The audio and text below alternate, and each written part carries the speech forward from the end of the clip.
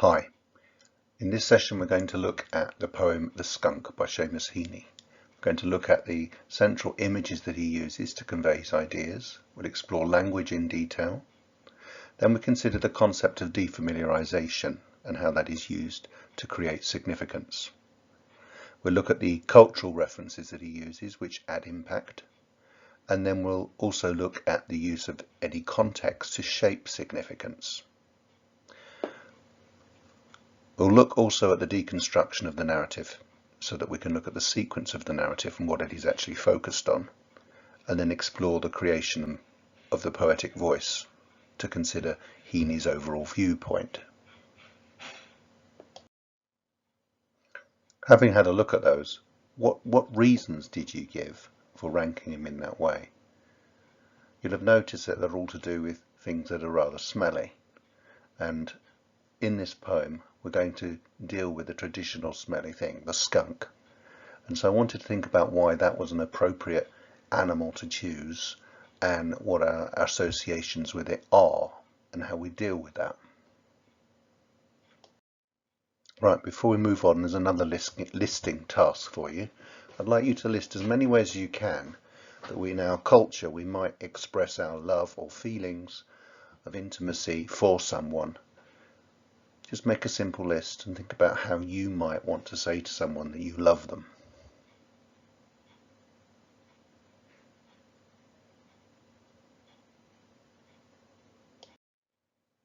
Poets and creative writers will often take a familiar topic and write about it in a new way, making it strange.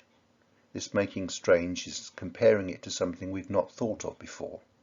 By observing this connection, they can often express ideas in a fresh way that is very powerful. This defamiliarization works to draw our attention to the thing observed with fresh understanding. As you will have seen by looking at the two previous slides, in writing the poem The Skunk, Heaney sets out to recall his wife and to express his love for his wife. So that defamiliarization makes us look again at what it is to express love.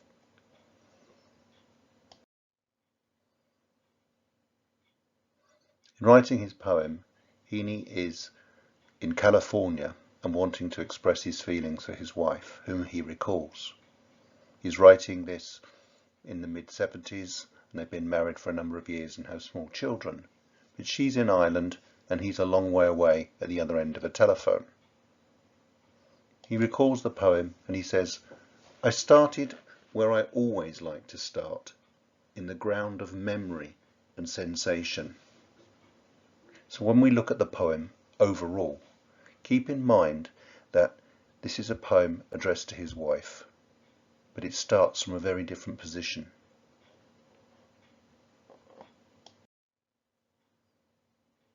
Heaney's poem, The Skunk, then, is a love poem, with the central focus on the skunk, but an expression of love for his wife.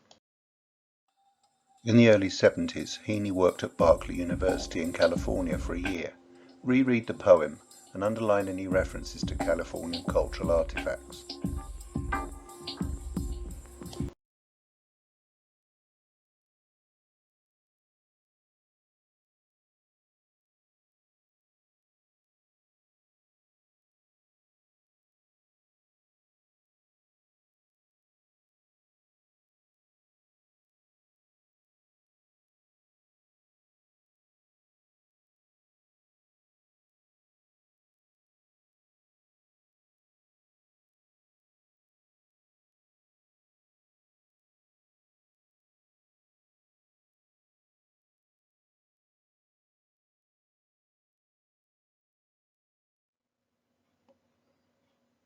Being a long way from Ireland in California, a lot of these references would have been strange or alien for Heaney, but he was enjoying life at the university, even though his family and wife were back in Ireland. To make a telephone call in those days was very expensive. You had to make a trunk call and arrange the operator to set it up and make sure that the connections could be made. So it wasn't an easy thing, and one can imagine that Heaney was very homesick at times. So now let's turn to the poem and hear the skunk. The skunk. Up, black, striped and damasked like the chasuble at a funeral mass, the skunk's tail paraded the skunk. Night after night I expected her like a visitor. The refrigerator whinnied into silence. My desk light softened beyond the veranda. Small oranges loomed in the orange tree. I began to be tense as a voyeur. After 11 years, I was composing love letters again, broaching the word wife like a stored cask, as if its slender vowel had mutated into the night earth and air of California. The beautiful, useless tang of eucalyptus spelt your absence. The aftermath of a mouthful of wine was like inhaling you off a cold pillow. If you've never read Shakespeare's sonnet 130, My mistress' eyes are nothing like the sun, then I recommend you pause here and go and do that. In the sonnet, Shakespeare explores how the poet attempts to express love but cannot find the words, or the words and the metaphors are limited and do not express the sincerity and depth of love. In this poem, Seamus Heaney is doing a similar thing. He's not writing a sonnet, but he explores poetic imagery to express intimate feelings and the strength of love. If we look at the first line, he says, up, black, striped and damasked like the chasuble. At a funeral mass, the skunk's tail paraded the skunk. The reference to the damask there is the two-coloured tail of the skunk, but it also reminds us of the two colours of the damask rose. And the damask rose is a nice echo from 130. My mistress' eyes are nothing like the sun, Shakespeare says. I have seen roses damasked red and white, but no such roses see I in her cheeks. And so there's a faint echo here from Heaney of the damask rose, the damask skunk. And both of those images, the rose, the skunk, may be completely inappropriate, but the poet takes them to express the sincerity of his emotions. Another issue here is that Heaney uses the damasked chasuble from a funeral mass, a completely inappropriate colour of black associated with death, but here used to define the skunk. Notice he says up. This preposition is interesting. It's the first word, and I think if we come back to it at the end, we can look again at what that might mean and why it's up, the tail is up. It also parades the skunk. It's not just wandering, it's a definite parade, as if it's an exhibitionist, as if it's something to be celebrated. And this happens night after night. The skunk comes creeping along, its tail up, and announces itself. I expected her like a visitor, he says. The pronouns I and her create the relationship. Heaney was staying at a friend's house in California, and for most of the time he had the house to himself, and he'd been warned about the skunk, and he was told that if he could sit still when it was around, he wouldn't get sprayed, there wouldn't be a problem. So he sees this animal arrive, expects her like a visitor, and creates this relationship. Similarly, in the house, the refrigerator whinnied into silence. It's a strange house, strange noises. Refrigerators were quite common by the 1960s. But in anybody's house, strange noises are noticed, and it is an alien place. Clearly Heaney feels different in this place. My desk light softened beyond the veranda. Small oranges loomed in the orange tree. I began to be tense as a voyeur. Look at the words I've highlighted in blue: paraded, whinnied, loomed, voyeur.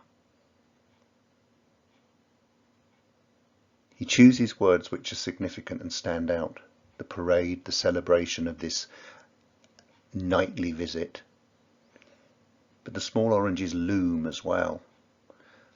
There's a tension here, and the image of the voyeur creates an illicit sense of this. It's sexual, tense, this relationship with the female skunk, him meeting her. It has a frisson there, which is playful, but also suggests Heaney is missing his wife. He would rather be with her. Go back to the first line and we've got the adjectives black, striped, damasked, small, tense. All of those adjectives create and describe a quick picture of what we see in this scene. Here we see the chasuble as worn by a priest in the Catholic, Anglican and Lutheran churches for formal ceremonies. If it's a funeral, the one may well be in black and white like the skunks, and this is the image that Heaney's using and recalling here. But it's a strange image to be using in a love poem. Heaney begins the poem here with after 11 years. The adverbial places us in time in terms of constructing his narrative recount, the memory of his wife after 11 years of marriage. It's a mature relationship, they have children, he recalls all of those things he cherishes and misses whilst he's in California. But things have now changed after 11 years. He's had to do something new, something novel, and think about his wife in the third person. I was composing love letters again, broaching the wife like a stored cask. The epithet wife has been used here, and the simile like a stored cask suggests it has been put aside or stored for some time. He hasn't really had to refer to her in this way. But it has matured, and now he is able to treasure it, take it out of storage, use it, as if its slender vowel had mutated into the night, earth and air of California. Notice he uses the slender vowel to represent his wife, the woman in that word, and it has mutated into the night, earth and air, as if he has recalled it and brought it to be with him in California. But California and his wife are separated, and that's reinforced in the enjambment of the night air of California, the jump between the two stanzas there. The sense of distance is reinforced by the adjectives beautiful and useless, because while he can appreciate the culture in California and enjoy the eucalyptus, he sees it as a negative because he's not able to share it with his wife, and it spells out her absence. It reminds him where he is, that he's not with her. Notice the second person pronoun your absence. That clearly identifies that the whole poem is addressed to his wife. She is the audience. It is a declaration of love to her, his feelings, his sentiments. I and your. It defines the relationship. If you compare that with the second person pronoun to refer to the skunk, then you can see this playful, illicit relationship that he has with the woman, the skunk, who visits him every night. But it isn't his wife, and there is the lament. The aftermath of a mouthful of wine was like inhaling you off a cold pillow. The simile, inhaling you off a cold pillow, has two functions. The wine, the fruits of Californian produce, evoke pleasure, but he cannot enjoy that pleasure with his wife. And it is like inhaling her off a cold pillow, reminding him what he would be doing if he were with her, enjoying their company, enjoying the wine, and going to bed. The cold pillow here, that harsh consonant of the sea, reinforces the sense of distance and his isolation from his wife. So the things that he would normally expect to do, having enjoyed wine, his usual aftermath, is all exaggerated by its absence. If we look at the last two stanzas of the Skunk, we look at the pronouns here. You've got the deictic pronoun there, and there she was. That pronoun places us in the memory, in the past. There she was, in that place, in that time. She was. And the second person feminine pronoun is the skunk, the woman who visits him at night.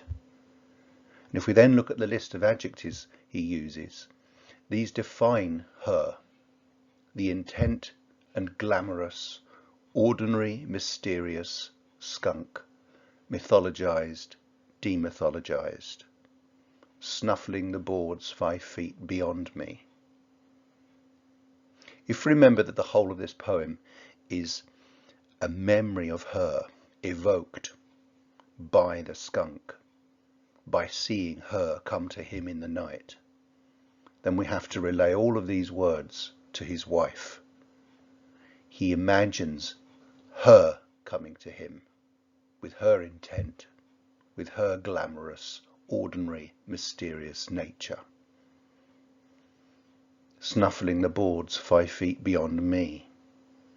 That pronoun there, to bring it all to him and what he is missing and what he desires. If we move away from the narrative of the skunk now and we come to the last stanza, the poet turns and Heaney addresses his wife more directly.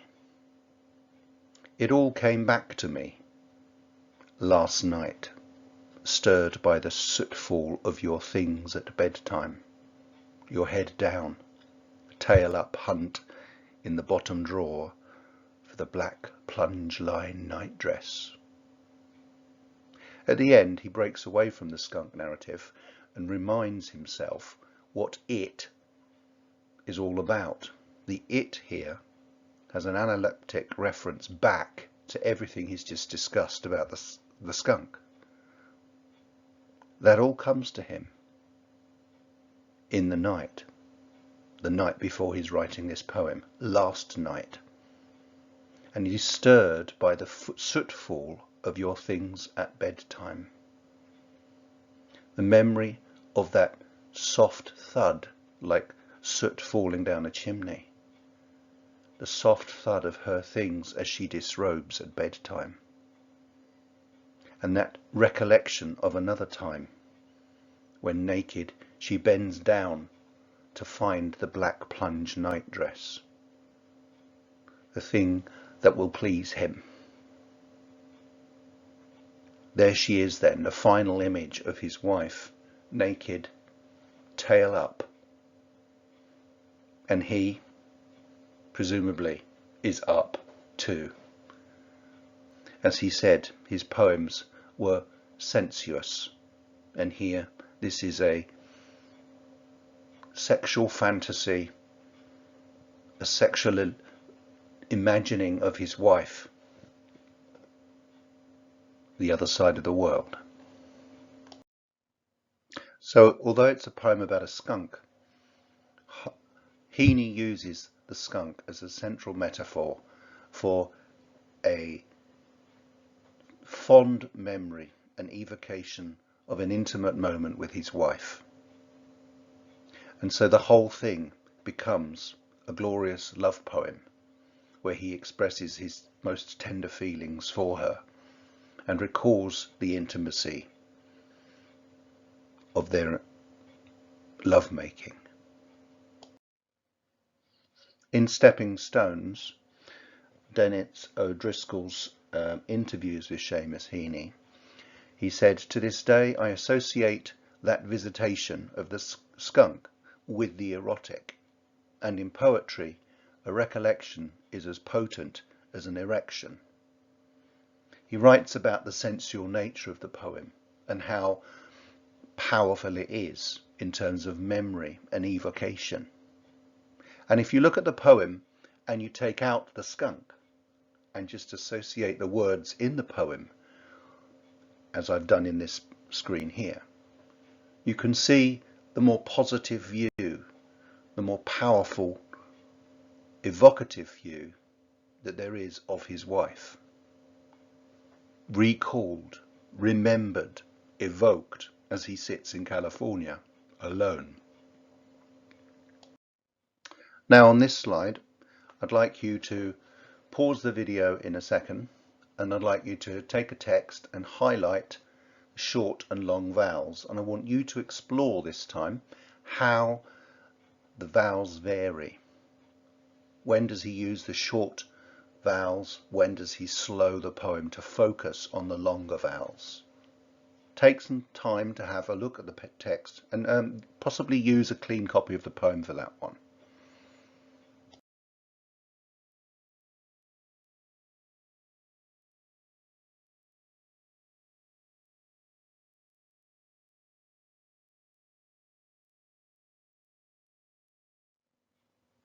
So as you can see on this slide, I've had a go at looking at the use of vowels and some of the consonants.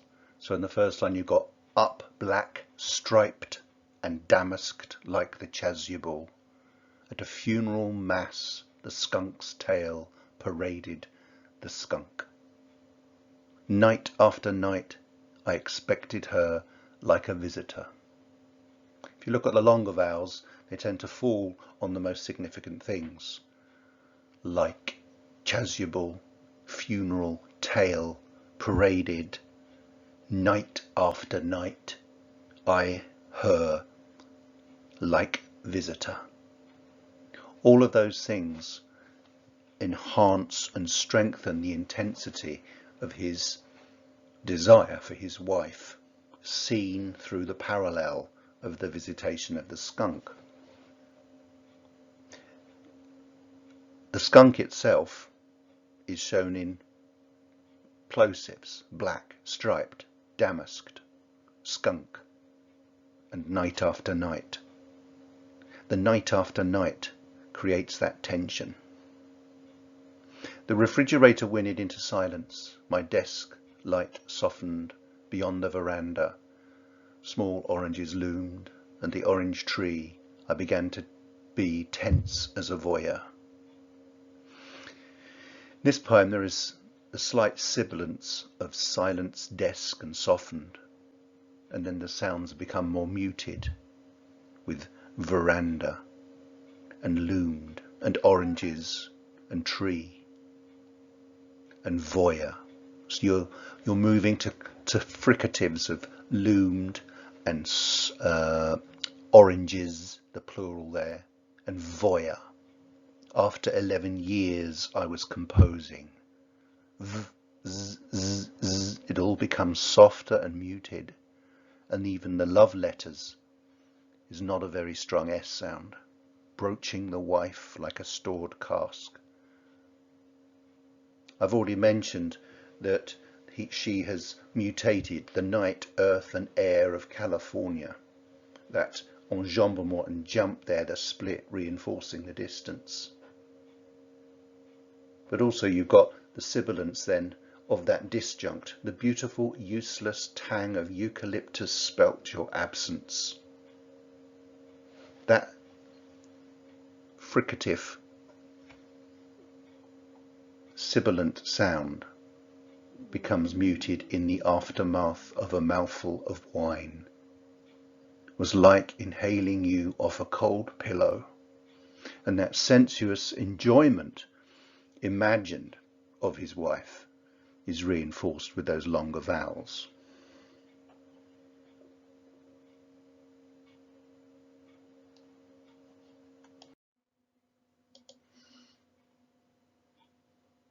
To end this presentation on a more playful note, as I was looking for imagery and things to do with skunks, I was reminded of the film Bambi, and on the right you can see Flower, the skunk, after his first kiss, clearly excited, clearly up, and another image on the left of an eroticized anthropomorphic skunk who has clearly been designed to represent some kinds of feminine charm.